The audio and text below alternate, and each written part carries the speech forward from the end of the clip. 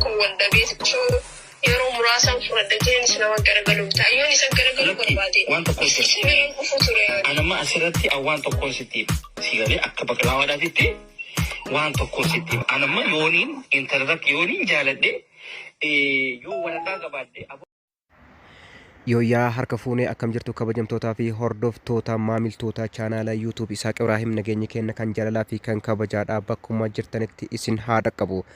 Har'allee oduu haaraadhaan deebinee wal agarree jirra jechuudha. Yeroo dabree artist Taajuu Shurrubbee haadha mana isaa ajjeesuu isinitti himee akkasuma viidiyoo tokko isiniif hojjedhee jira jechuudha. Har'allee haati manaa Taajuu Shurrubbee yookiin Hilwaa Kween jechuudha. Sagalee isii kan hiriyaa Taajuu Shurrubbee wajjin bilbilaan haasaa turte riikard ta'ee bahee jira jechuudha. Isa soorsii isaa madda tokkorraa argadhee jira, na bira jira, sagalee isaa guutuu isin dhageessisuudhaaf jechuudha.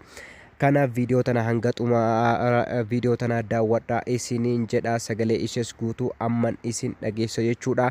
Kanaaf jalqaba namoonni chaanala keenyaaf haaraa taatan sabiskiraayib gochuun maatii nuuf ta'u nu jajjabeessaa isiniin jechuun afeeraa keenya amma kallattumaan gala sagalee waraabametti isin dabarsaa. Viidiyoo tana laayikiidhaan eegala isiniin jedha. Ay, inni so waan takka illee wanni hin jenne isaan wajji wanni ta'e. Hanumaan dubbii sana hunda tokkoon waa ka'umsa kanas wanta godhu jiru tokko isa. Maaliif egaa? Lakkaatiin tun jaalalaan dhufte birayi? Beekwani namni nama garagalu miti yoo tokko wanda beekuu yeroo muraasan fudhadheen isa nama garagalu taayyoon isa garagalu barbaade. Waan tokko sireen kufu ture. Anama asirratti waan tokko sitti sigalee akka baqlaawadaatitti waan tokko sitti anama yooniin intarrak yooniin jaaladhe yoo walakaa gabaadhe aboo akkanaa fi kana waraqaan linniin qaba hoottugaa waan hin danda'uun sifiin godhaate hoottu na bira yooniin hin qabaanne aboo gaa si jaaladhe helwaa waraqaa hin qabu yoon achirraa asi baasee asitti waliin eeggenne maal fakkaata? Si baasee isaanii miti baaraan si jammarani piroosesa aanaa fitatee wal fuunee barnaa finni. Sumaan fitatee na baasee fi kanan qabu. Aanaa fitatee dhufuu deemuu wal fuunee achi booda feerna jalaatee. Maallaqa gummaasha takkatti naa guute jechuudha. Egaa feeltee nama akka aariyaatti eegaluudha. Amma maallaqa sabdu garaa isa laati moo akkami gaa dubbii? Baay'ee yaani maallaqni kafalamuu kabajaanii miti. Hamzaaleen dawwaleen haaromsu takka boo. Hamzaa kamiin? Hamzaa kamiin? Hamza shejjaabe. Maaltu isa dhageessa?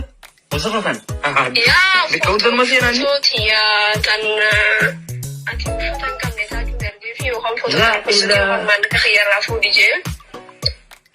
Dubbii waliin suuraa si kaaseeti ergeemi. Godhan dhabaniiti. Dhaabbatu suuraa si kaaseeti ergeemi. Godhaa jee. Suuraa si kaaseeti ergeemi. Yaa suuraa barbaade godhaa jee. Ee wallaahi isaa dhiiraa fi laayivii ittiin haaseenu gaa.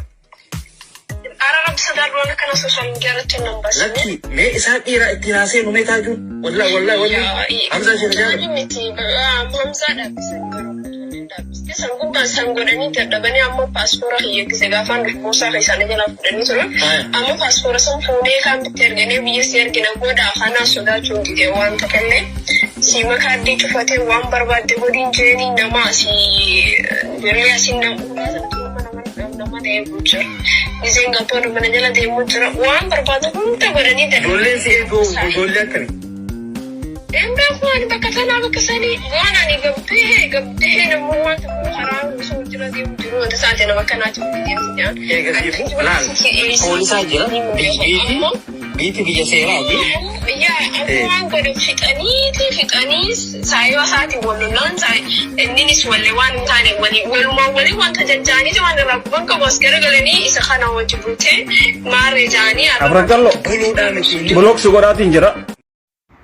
Marree kabajamtootaa fi hordoftoota maatiiwwan chaanala Isaaq Ibraahim sagaleen Hilwaadhaa akkuma dhageeffattan kana jechuudha. Hiriyaa Taajuu Shurrubbee wajjin bilbilaan kan haasan jechuudha.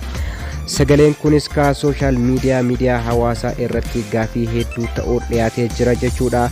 Akkamitti hiriyaan Taajuu Shurrubbeedhaa osoo abbaan manaa ishee jiru ishee wajjin waan kana haasa'u riikardii godhaa kan jedhu gaafiin hedduun ka'eera jechuudha. kunis yoo barbaade jidduu isaaniitti araara buusuu malee akkamitti qaama dhuunfaa tokkoof bilbilee ishee wajjin mari'ataa waan jedhu kanarratti namoonni hedduun gaafii kaasaniiru jechuudha. kunis namoota hedduuf sababa maaliif akka ta'e kan hin galle ta'uu namoonni hedduun dubbatanii jiru jechuudha. kanuma ilaalchisuudhaan jechuudha Hilwaa Queen namoonni hedduun akkasuma Taajuu Shurrubbeenii suuraa isheedhaan namoota biraatiif ergaa akka tureedha kan isheen dubbatte jechuudha viidiyoo kana keessatti. akkasuma obbo Hamzaa Sheikh Jaabir jechuudha bilbileetii na arrabsee kan isheen jette jechuudha sagalee kana keessatti akkuma dhaggeeffattanii. kunis Taajuu Shurrubbeenii viidiyoo tokkoo fi sagalee akkasuma suuraa gara isaatti akka ergeedha jechuudha. viidiyoon har'aaf qabannee fi oduun har'aaf qabanne kana fakkaata jechuudha. odoolee biraatiin hanga walitti deebinutti horaa bulaa deebana.